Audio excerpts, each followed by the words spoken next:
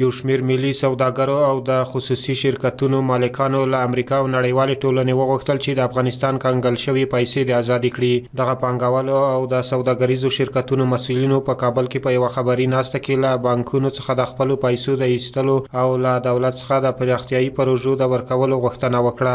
باید موږ هغه تضمینات چې په خصوصي بانکونو کې دي او خصوصي بانکونه فعلا خپل فعالیتونه په افغانستان کې 15% تر 20% پورې کوي او ټول فعالیتونه په بهر کې کوي.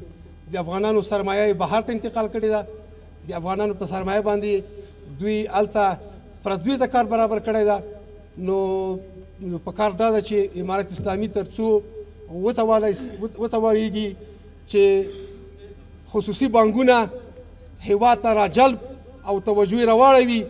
در حالی که بانک‌های خصوصی هم جز سکتور خصوصی هستند، از مدت 2 سال به این طرف پول تضمینات شرکت‌ها که جز امانات شرکت‌ها میباشد به اساس هدایت اداره افغانستان بانک مسدود و اجرا نمی‌شود.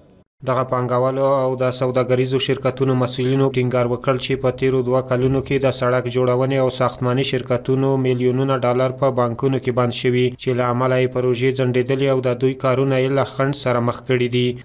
آیا نمیشد در کنار بخش محدودی از شرکت‌هایی که فعلا در پروژه‌های بازسازی مصروف هستند تعداد کثیری از شرکت‌هایی که با ظرفیت‌های مختلف در این کشور وجود داشت نیز اشتراک میکردند که پروسه بازسازی ما سریعتر میشد؟ د خصوصي شرکتونو استازي او ملي پانګوال په داسې حال کې د خپلو نیمه کاره پروژو د بیا پیل کېدو او له بانکونو د خپلو پیسو د ایستلو غوښتنه کوي چې د تیر نظام پر مهال دوی پروژې پلي کړي دي چې ډیری د بهرنیو هیوادونو له لوري تمویل کېدلې.